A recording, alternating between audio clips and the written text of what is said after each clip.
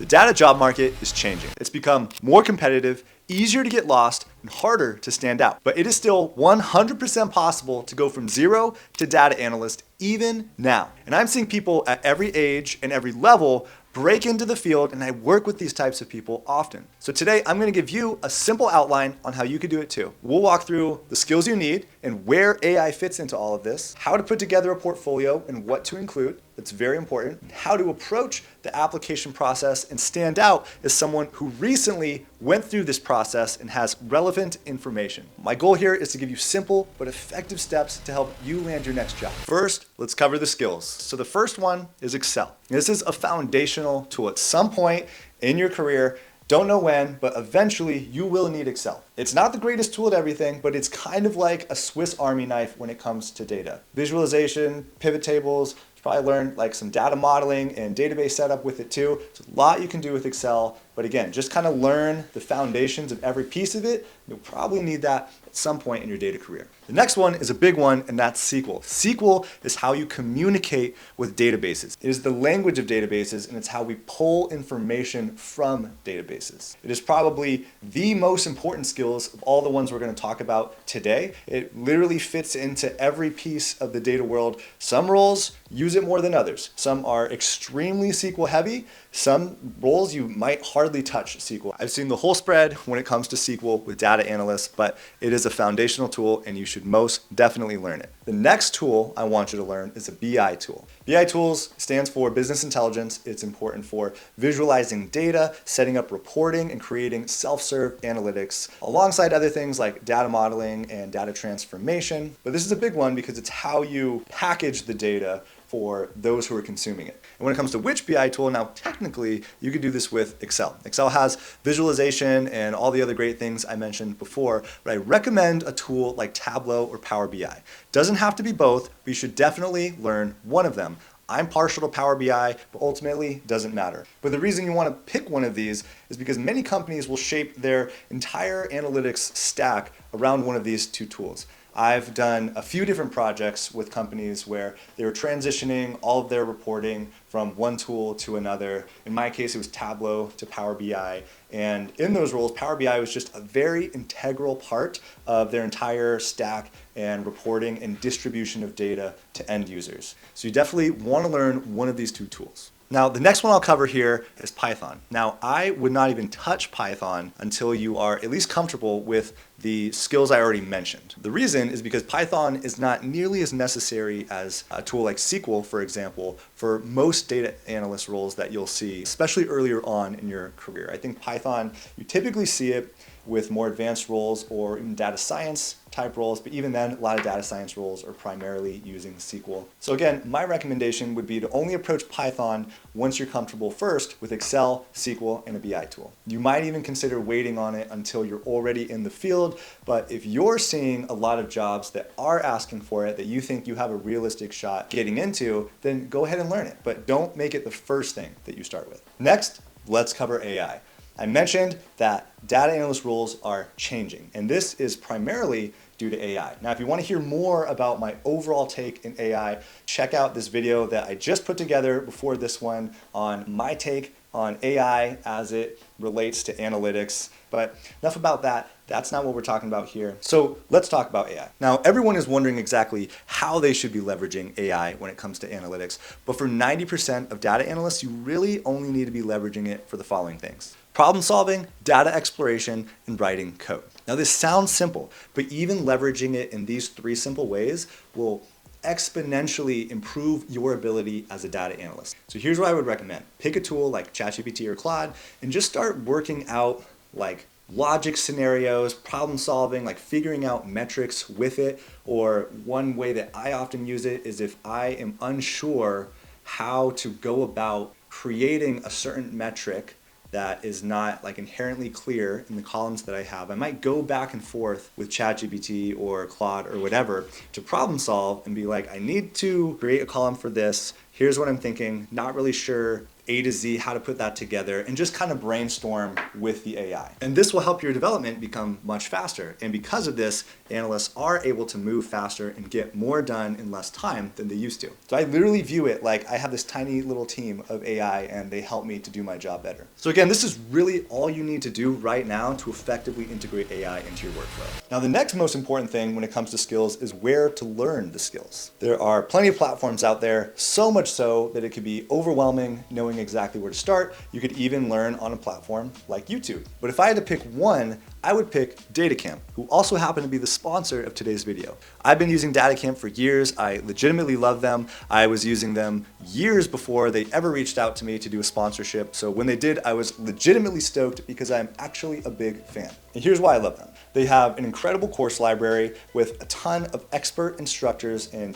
every skill and expertise in the data world. The next, and this is a big one, they have their own IDE built into their platform. That means you don't have to waste time downloading software and getting it onto your device or whatever. You can just open up DataCamp, start a course, and get going. This is awesome because downloading software is not really like a skill you need to be super familiar with. If you join a team as a data analyst, they're already going to have all that stuff set up for you. So when you can just pick a platform and go and not waste time with the logistical stuff, which is just another barrier, that is very nice in my opinion. Lastly, they have clearly defined skill and career tracks. And the two tracks I'd personally recommend you take right now are the Associate Data Analyst in SQL track and the Data Analyst in Power BI track. These tracks cover the skills we mentioned earlier, Power BI and SQL, which are two of the most important. I said to learn Excel as well, but that's more of like just kind of learn the basics at minimum. You want to get really good at SQL in a BI tool. Power BI is a great choice. These are comprehensive skill tracks designed to teach you these tools at a very fast speed.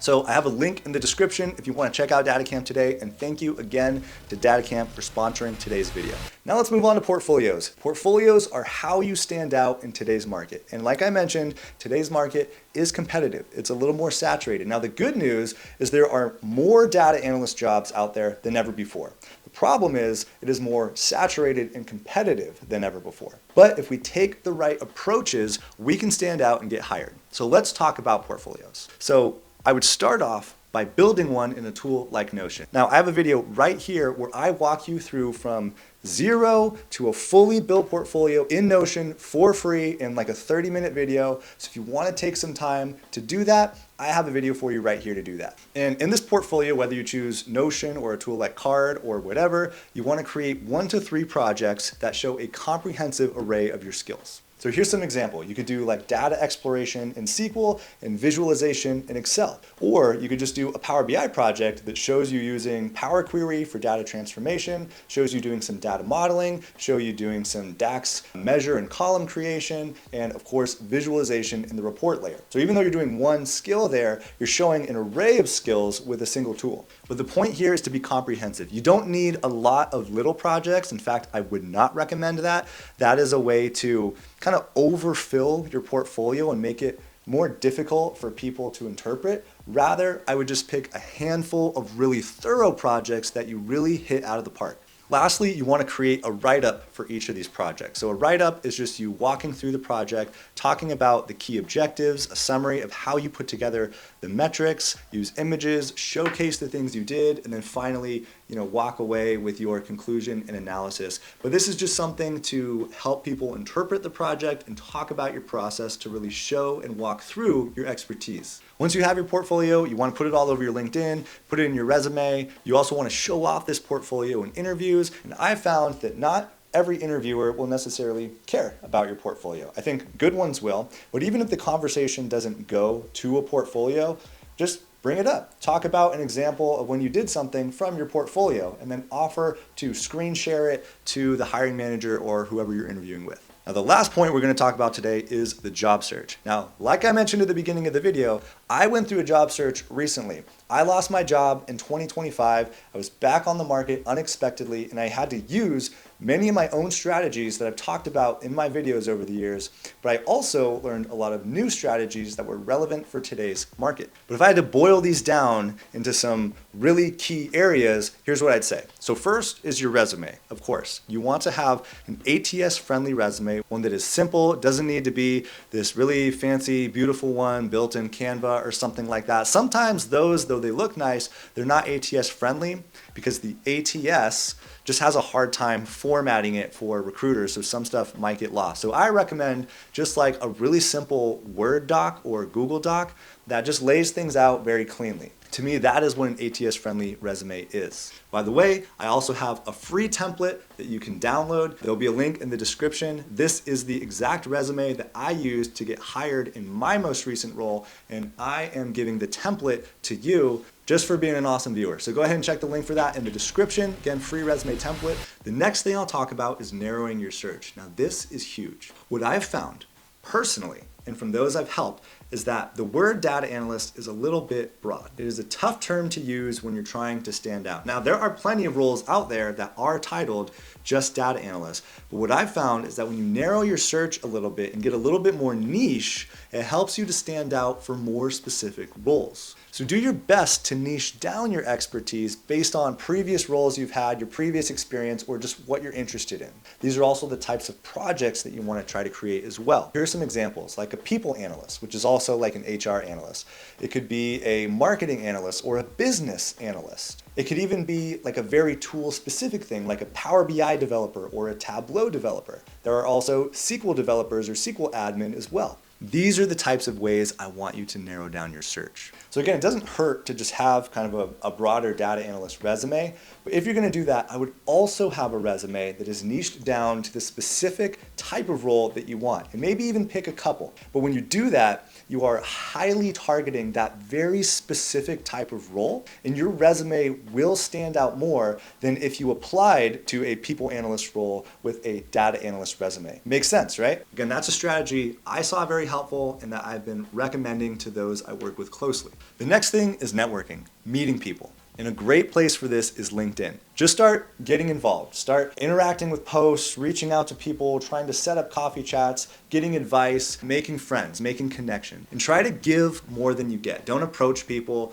like, hey, I've never met you, but can you look at my resume? People are not going to do that. But if you just legitimately approach people in a friendly way, trying to make a genuine connection, you'll find much better luck. I've gotten game-changing advice and referrals over the years as I've consistently leveraged building my network. So this is one of those things that the best time to start doing this was yesterday, but if you're not active online somewhere, get active today and just start, again, getting involved, making connections. Could lead to a referral, could also just lead to some really incredible advice or peer reviews on your work. We're almost coming in for a landing here, but the next thing I want to talk about regarding the job search is applications. When it comes to applications, you want to tailor as much as you can, even if the main thing that you're tailoring is just the kind of job title that you have, the summary, like your kind of 2 to 3 sentence summary, and your list of skills. Now, you don't want to be dishonest when it comes to this, but if you're tweaking the language a little bit to cater to this role a little bit better, that is a good move. But again, tailor as much as you can. The more the better, but I also understand that it's not always realistic to spend 10 minutes tailoring your resume for 100 different applications. So that's why I say just do the best you can here and maybe even consider having multiple resumes so that you can achieve this on the front end and then just apply with either one of those resumes. I'd also recommend keeping track of your progress. Now, this achieves a couple of things. The first is it helps you stay organized. So when you have someone reach back out to you regarding an opportunity, you can kind of trace back the original job posting and what it is you should actually know about this role. The other thing it does is it gives you some data. You can kind of see how many roles you've heard back on, what stage in the interview process you've got to, and so on and so forth. Actually, I have a course that walks you through each one of the things that I just mentioned. It includes 11 different resources like an application tracker, templates, prep guides, worksheets, all sorts of things to take you from A to Z in the data job hunt. If you're interested in that, I'll have a link in the description for you to check it out. And that is it. That is my roadmap, if you will, on how to tackle the data job hunt right now. We covered skills, we covered the portfolio, we covered the job search. If there's anything else that you think I missed, that you want me to talk about in future videos, let me know in the comments. I'd love to hear it. If you made it this far in the video, thank you so much for watching. I hope it helps you nail your job search and get your dream job this year. A big thanks again to Data Camp for sponsoring the video, and I'll see you in the next video. Thanks everyone. Bye.